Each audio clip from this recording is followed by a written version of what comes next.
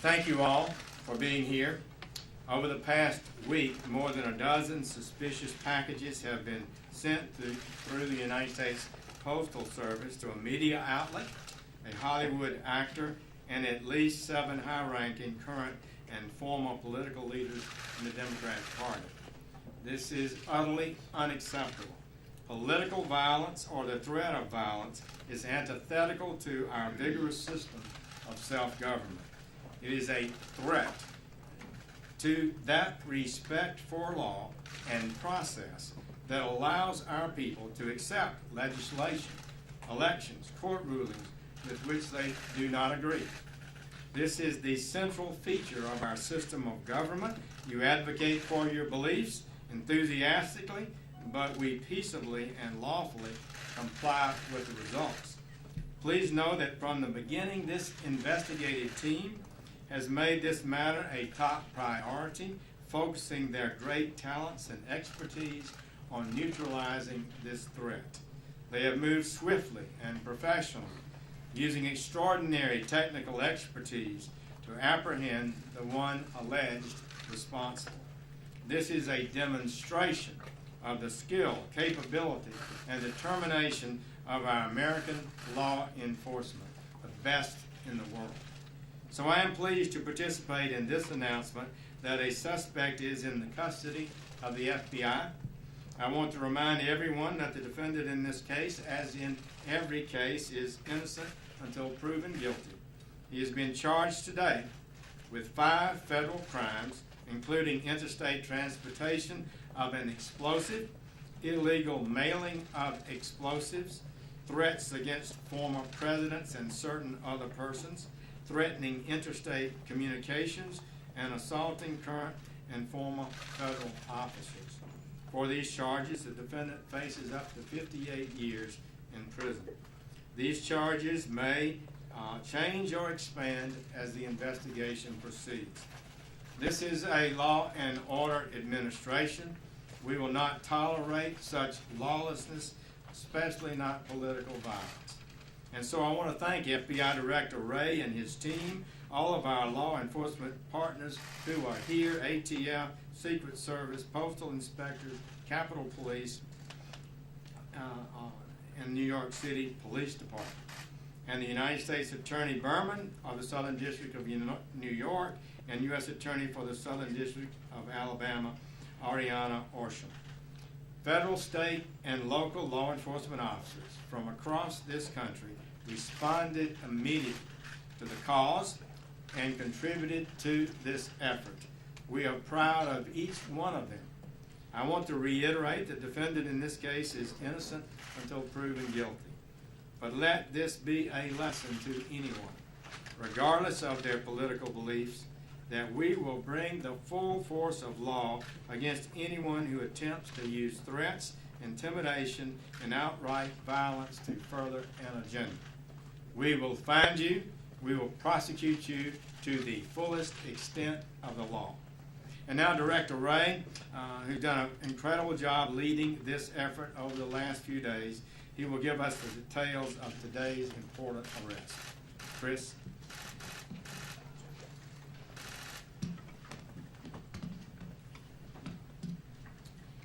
As the Attorney General has confirmed, we have arrested Cesar Sayoc in connection with this investigation. As our investigation is still ongoing, I may not be able to answer questions about his background or about his motive.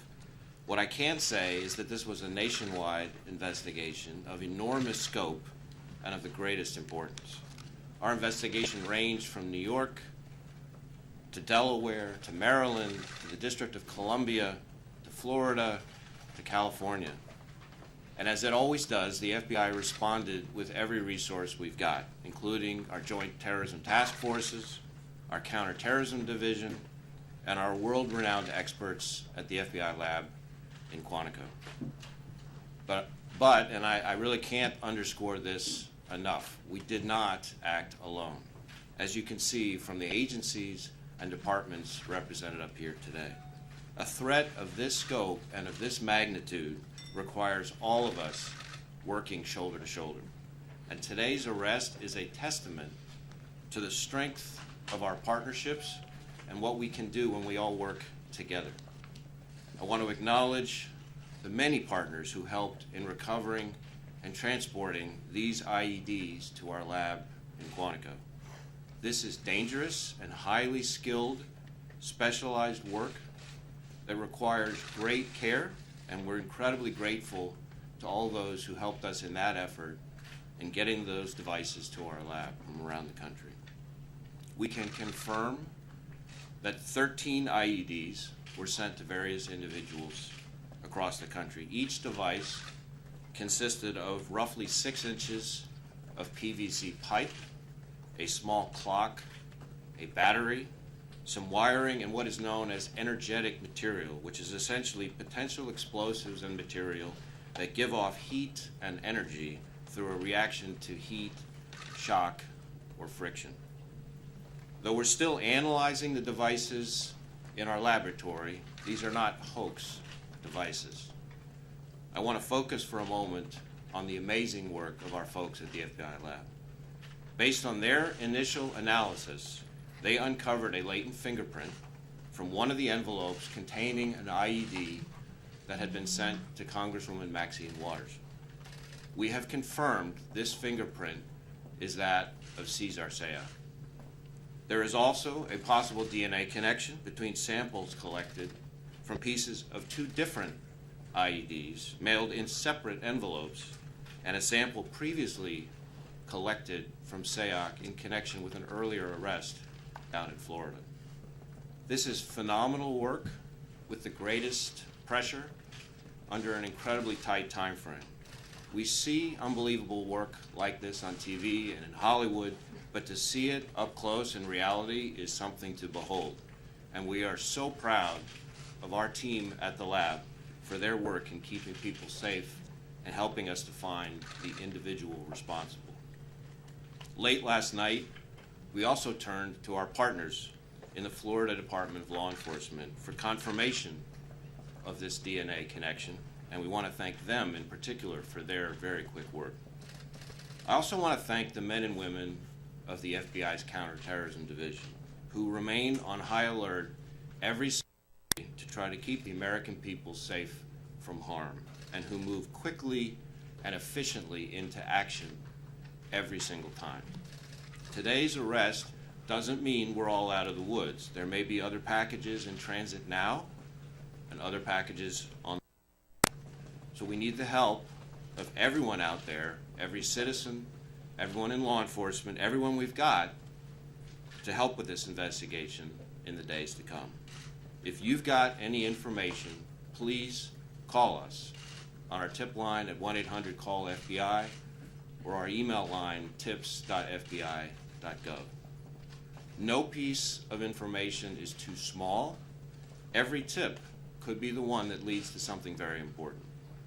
And of course, if you see something suspicious activity, please call your local authorities. We need all hands on deck. We need to stay vigilant. Finally, I want to thank our partners. Too many to name from across the country because we cannot do this work alone. Everyone up here today understands that, and we take that to heart every single day as we do the hard work together of protecting 325 million Americans. Now I'd like to turn the podium over to Commissioner O'Neill from the NYPD.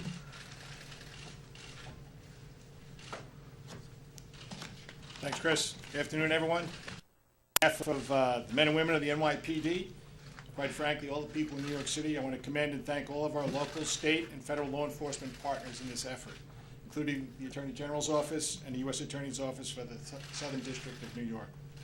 Our NYPD detectives, along with FBI and ATF agents, postal inspectors, New York State Police, and many others, they are one team on our Joint Terrorist Task Force. The JTTF in New York was the first of its kind in the nation. It's been in business since 1980. Today, there are 300 investigators from 56 agencies. 113 of them are New York City cops. When it comes to terrorism in New York City, the NYPD doesn't do anything without the FBI, and the FBI doesn't do anything without the NYPD. That's a partnership that was forged in fire. In my 36 years in policing, our relationship has never been stronger. This case told that story again. New York City cops were side by side with FBI agents and many other agencies in Florida this morning. Together, they brought justice, as they always do. The wide experience of our agencies, coupled with the individual expertise of the members of the NYPD Bomb Squad, our highly trained emergency service unit, our Intel Bureau, our Counterterrorism Bureau, our patrol cops, who were the first to respond to CNN, all helped lead to today's arrest. I couldn't be more proud of the work each of them did in this case and the work they do every day. We said from the outset that we would identify and arrest the person or people responsible for these acts. We can make that promise because of the confidence we have in our ability to investigate in a deliberate and precise manner. Today's arrest means that New Yorkers and indeed people across our nation are safe, but as Director Ray said, there might be more packages out there, so everyone still needs to take caution. And if you see something out there, call 911, and in New York City we have a number also, 1-888-NYC-SAFE. I want to thank the members of the public who contacted authorities with information during this investigation. New Yorkers don't back down, they step up every single time. We've been through things like this before, and much worse. I'm never surprised by the unmatched resiliency our city always displays. Thank you also to the media for broadcasting the photos the NYPD released, because it certainly helped workers around our city identify additional packages and help move forward with this investigation. Thank you. Good afternoon. I'm Jeff Berman, United States Attorney for the Southern District of New York. 5 days ago, on October 22nd, law enforcement recovered the first device from a residence of George Soros. Over the last 5 days, as more packages were found across the country delivered to former presidents, federal officials, and public figures, our law enforcement community, federal, state, and local, has worked day and night together with other prosecutors from my office to identify and apprehend the perpetrator that has now happened. Today, my office has filed a complaint against Cesar Sayoc, charging him with multiple federal crimes for his insidious conduct. Specifically, the defendant is charged in 5 counts that include illegally mailing and interstate transportation of explosives and threatening a former president of the United States. As alleged in the complaint, the defendant mailed destructive devices to citizens of this country who currently hold or have held our highest public offices: President Barack Obama, former Secretary of State Hillary Clinton, former Vice President Joe Biden, former Attorney General Eric Holder, Congressperson Maxine Waters, U.S. Senator Cory Booker, former CIA Director John Brennan, and former Director of National Intelligence James Clapper. The defendant's conduct as charged is cowardly and reprehensible and totally anathema to our democracy. And now the defendant faces a potential total of 58 years in prison. This is an ongoing and active investigation. We will not rest until these crimes are fully investigated and the defendant or defendants are brought to justice. I want to take a moment to thank our partners, the Joint Terrorism Task Force, the FBI, the NYPD, U.S. Postal Inspection Service, New York State Police, the ATF, the hardworking career prosecutors and investigators in the terrorism unit of the Southern District of New York, and I would also like to thank the extraordinary cooperation we received from the Southern District of Florida. Thank you. Good afternoon. My name is Gary Barksdale, Deputy Chief, United States Postal Inspection Service. First off, like many of my colleagues, I'd like to thank all of our federal partners who participated in this nationwide investigation: FBI, ATF, Secret Service, New York Police Department, and the many state and local law enforcement agencies who provided valuable assistance. Truly, I can say this is the way law enforcement is supposed to work. This was a massive investigation. It was a collaborative effort and was well coordinated, with each agency bringing a special expertise to the table. But I would also like to recognize the many postal employees who we think of as our eyes and ears. We appreciate the diligence and awareness. In fact, it was a postal employee this morning that alerted us to one of these suspicious parcels. We in the Postal Inspection Service have a great deal of expertise in responding to and investigating suspicious mail. Postal inspectors are trained to respond and investigate dangerous mail items in the mail. These dangerous mail investigation specialists are highly proficient in the use of state-of-the-art equipment. Fortunately, in this case, none of the devices detonated, and there was no injuries. However, postal inspectors will remain vigilant and monitor postal facilities to determine whether there are additional mailings that have not yet been discovered. We will continue to work with our law enforcement partners to ensure the safety of the mail, our postal employees, our customers, and the American public.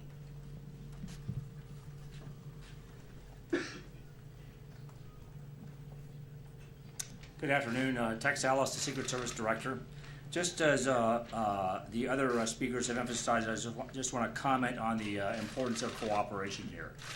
We were in the forefront of this with receiving early packages on Tuesday and Wednesday, and fully engaged with the Joint Terrorism Task Force and other federal partners. I just want to acknowledge the great work done by the FBI, ATF, the Postal Service and inspectors, New York City Police, Capitol Police, and then the different states involved, New York, Florida, California, Delaware, Maryland, and even the District of Columbia.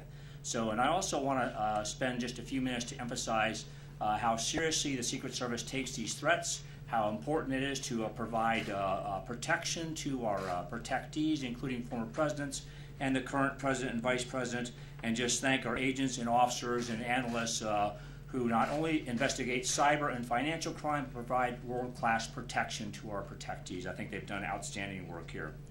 I would just also remark that since Tuesday, along with Director Ray, this has been our #1 focus of the agency, is to find the perpetrators of these incidents and to bring them to justice.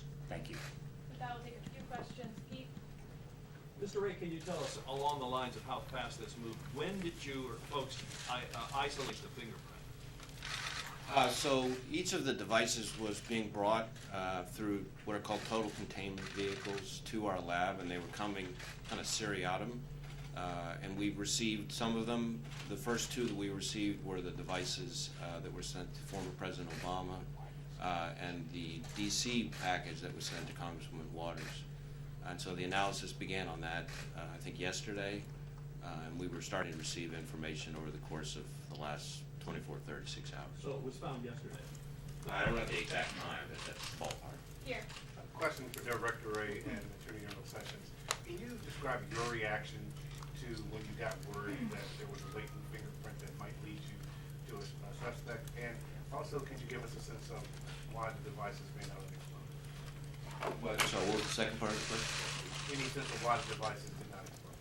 So on the first part, my reaction to hearing that we had a possible match just validated my unbelievable faith and confidence in the men and women of law enforcement, and in particular of the FBI lab. There's a reason why the FBI's lab is known as one of the very best in the world, and the folks who work there are extraordinary. And once I knew that they had a print, I was pretty confident that we'd be able to find the right person. As far as the devices themselves, it's important to say, as is in the complaint, that even if the devices, and we're still trying to determine whether or not they were functional, as they say, so we're doing all kinds of analysis on that to make a definitive determination, but they did contain energetic material, which, if subjected to the right combination of heat or shock or friction, could be dangerous to the public, and the public should treat any device like that as important. Yeah. Attorney General Sessions, could you tell us plainly, why was he targeting Democrats? I don't know, other than what you might normally expect. He may have been appears to be a partisan, but that would be determined by the facts as the case goes forward, and I'm not able to comment on that. Is he cooperating? We're not going to be discussing where the investigation stands at this time. I'm just curious, what role you think the rhetoric in the political arena might have played in this, and is that giving you more work? We're focused not on the talk, but on the work of the men and women of law enforcement here, and the work that was done over the last week is something that should make every American proud and grateful, and it's too early at this stage for us to be discussing motivation in this particular But case. just to follow up, are you concerned that nasty political rhetoric might motivate someone who's predisposed to violence to act out? We're concerned about people committing acts of violence under any motivation. Kevin? Director, do you believe that he's the only one involved in this campaign? And you continue to make reference to other devices that might be out there. Do you have any sense of how many that are still in the stream? So, as I said at the outset, and I think the Attorney General said as well, this is very much an active and ongoing investigation. We do believe that we've caught the right guy, but we also know that this is an ongoing investigation, and there's a lot of work still to be done, which means there's still plenty of unanswered questions. We'll do last question with Sarah. Oh, that was your question. Yeah, that was my question. Matt? When did you first brief President Trump on having a suspect in custody? And if you could say what was his reaction? I'm not going to get into our discussions with the President. I will say that I received a very nice congratulatory call from the President shortly before heading over here, and saw his remarks that he made at the White House. And I think he, like every American, is and should be proud of the unbelievable work that was done not just by the FBI, but by all of our law enforcement partners across multiple states in this. I think Commissioner O'Neill said it well. The partnerships that exist in the law enforcement profession right now in this country are extraordinary, are better than they've ever been, and it's exactly what the doctor ordered for this country at this time. Thank you so much. Director, on which package did the DNA sample come from?